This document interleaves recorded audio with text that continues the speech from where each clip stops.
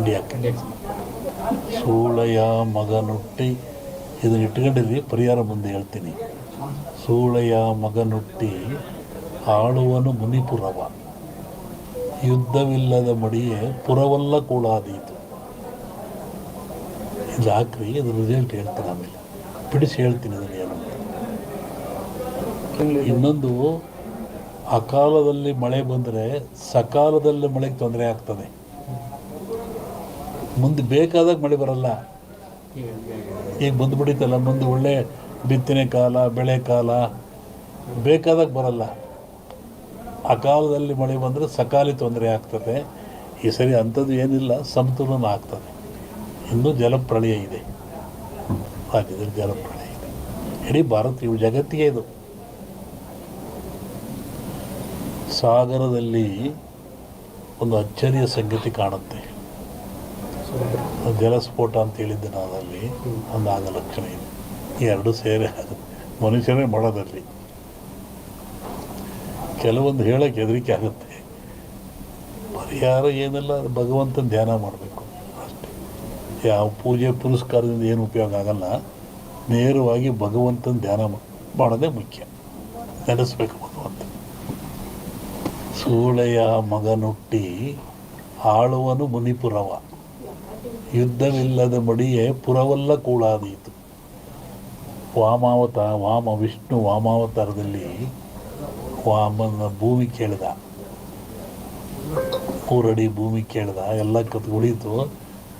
America ದೇಶದಲ್ಲಿ ಅಲ್ಲೇ ತುಳಿದವನ್ನ ವಾಮನ ವಿಷ್ಣು ವಾಮಾವತಾರದಲ್ಲಿ ಬಲಿಯ, ಅದನ್ನು ಮುನಿಪುರ ಅಂತ ಕರೆದರು.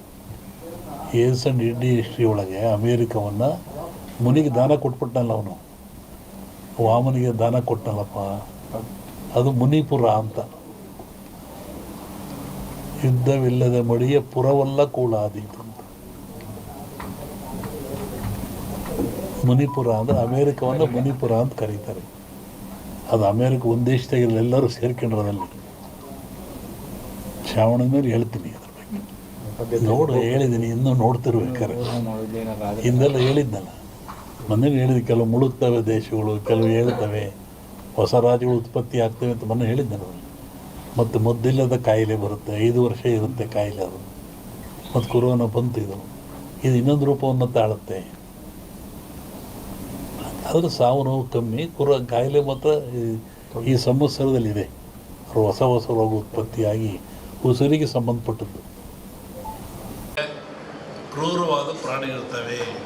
ಆ ಪ್ರಾಣಿಗಳು ಸಹಿತ ಮನುಷ್ಯನನ್ನು ಹಿಂಸೆ ಮಾಡಲ್ಲ. ಈ ಯಜ್ಞ ಮಾಡೋದ್ರಿಂದ, ಹೋಮ ಮಾಡೋದ್ರಿಂದ, ಆ ಬಂದ ಧೂಮದಿಂದ ಮನಸ್ಸು ಪರಿವರ್ತನೆಯಾಗಿ ಶಾಂತ ಸ್ವಭಾವಕ್ಕೆ ಬರ್ತವೆ.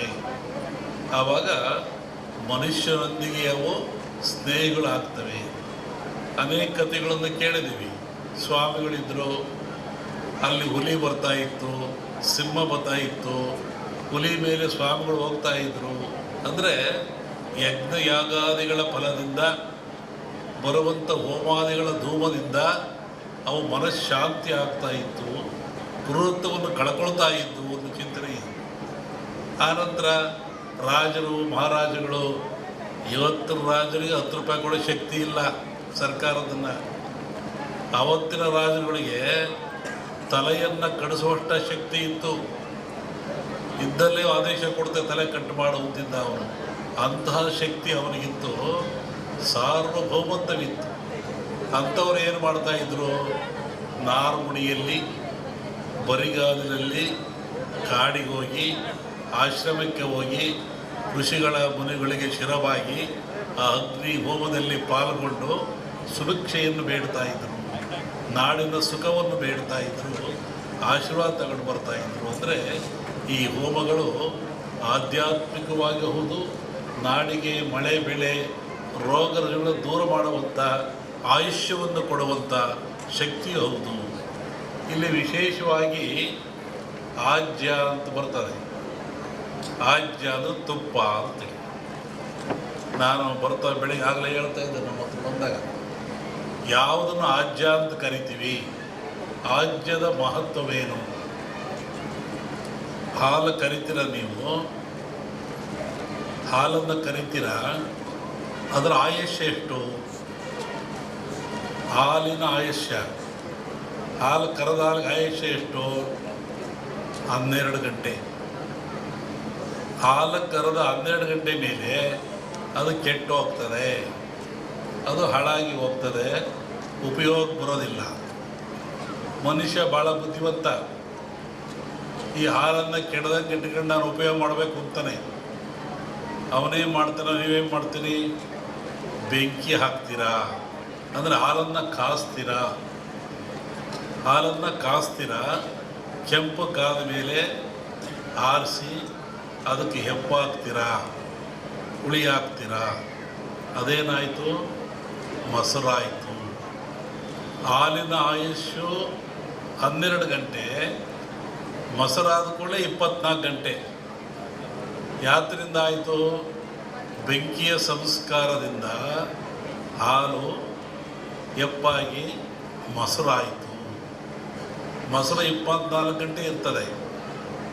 ಹತ್ತೇನಾಯಿತು? ಅದಕ್ಕೆ ಮಂಥನ ಮಾಡಿದ ಮನುಷ್ಯ, ಕಡದ, ಅದಕ್ಕೆ ಚಲೆಯನ್ನು ಕೊಟ್ಟ.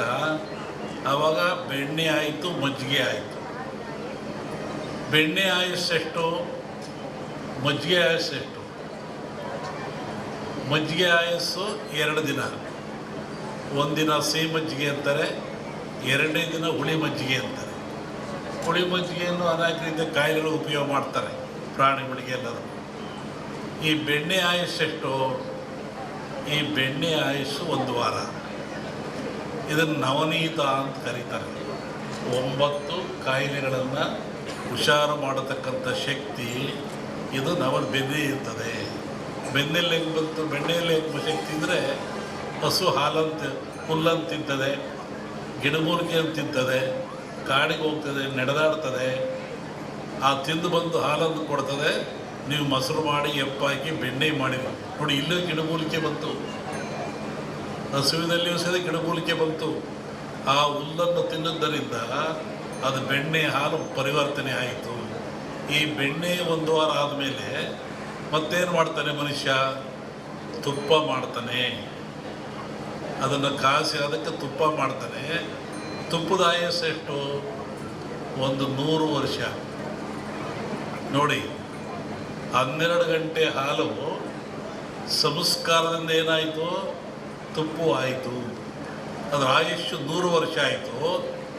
ಹಾಲಿನ ಆಯುಸ್ಸು 12 ಗಂಟೆ ಆದರೂ ಸಂಸ್ಕಾರ ಬಲದಿಂದ 100 ವರ್ಷದವರೆಗೂ ಹೋಯಿತು. ಹಾಗೆ ಮನುಷ್ಯ ಬೆಳೀತೀರ, ಹುಡ್ತೀರ, ಬದುಕ್ತೀರ ಈ ಗಿಡಮೂಲಿಕೆಗಳ ಸಂಘದಿಂದ, ಈ ಗಿಡಮೂಲಿಕೆಗಳ ಉಪಯೋಗದಿಂದ, ಗಿಡಮೂಲಿಕೆಗಳನ್ನು ತಾನು ಸೇವಿಸೋದ್ರಿಂದ. ಸೇವಿದರೆ ಅಲ್ಲ, ಆ ಗಾಳಿ ತಗೊಳ್ಳೋದು. ನಮ್ಮಲ್ಲಿ ಹೇಳ್ತಾರೆ ವಾಕಿಂಗ್ ಹೋಗ್ತೀವಿ ತಂಗಾಳಿ ಅಂತ. ಅಲ್ಲಿ ಗಿಡಮೂಲಿಕೆ ಕೊಡ್ತಕ್ಕಂಥ ಗಾಳಿ. ಕೆಲವು ವೃಕ್ಷಗಳು ಇಂಗಾಲ ಡೈಆಕ್ಸೈಡನ್ನು ತಗೊಳ್ತವೆ, ಆಕ್ಸಿಜನ್ನನ್ನು ಕೊಡ್ತವೆ.